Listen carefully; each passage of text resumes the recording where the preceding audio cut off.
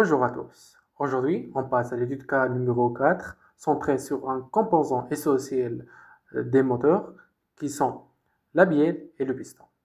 Avant de prolonger dans la simulation, prenons un instant pour visualiser comment cette pièce fonctionne dans un moteur.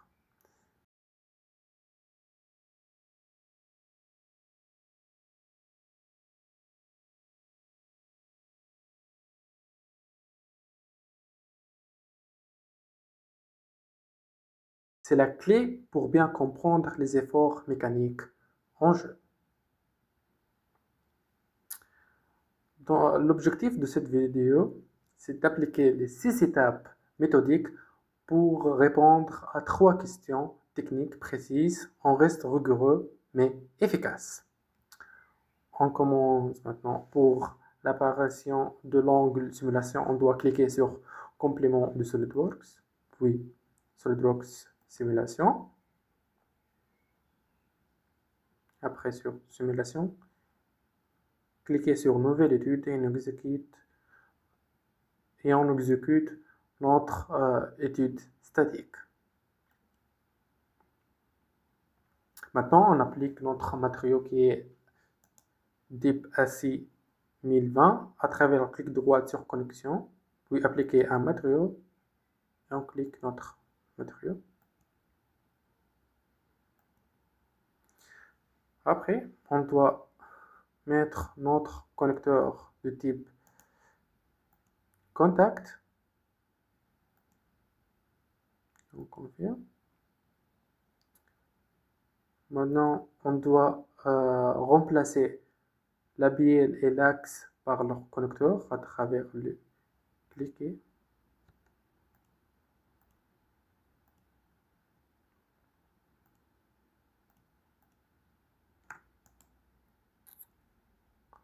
On les exclut de l'analyse.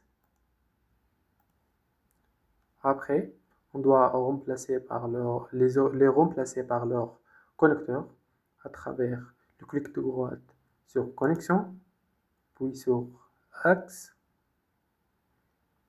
et on sélectionne les interfaces de notre axe. Le type de connexion de cet axe est distribué et ils doivent éliminer la rotation. On clique sur avec clavette. Maintenant, on doit mettre superficielle de contrainte entre actions de valeur 500. On confirme. Maintenant, on passe à notre polo.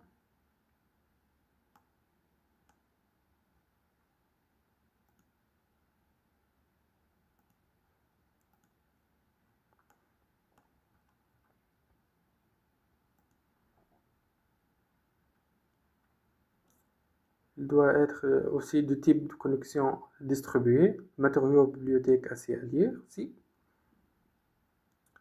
Son valeur de couple est 2,5.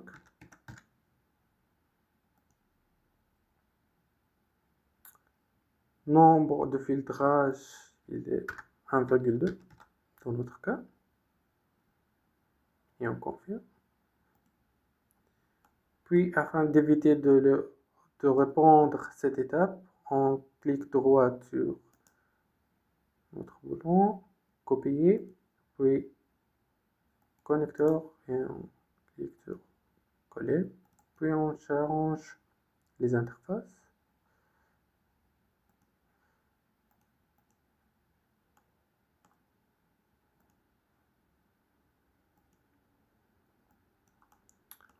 Maintenant, on doit appliquer une force à travers clic droit sur chargement Excel, force, et on clique les surfaces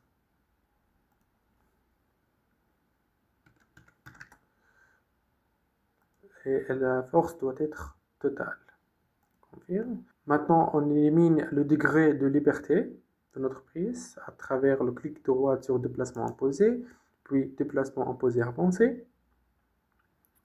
Notre surface est de type cylindrique, donc clique maintenant sur nos surfaces. On élimine le radical et l'axial, translation radicale et axiale. Compris. Avant d'exécuter notre étude, on doit créer un autre maillage de type standard. Voilà. Attendre quelques secondes. Maintenant, on finit par l'exécution de cette étude. Et voilà.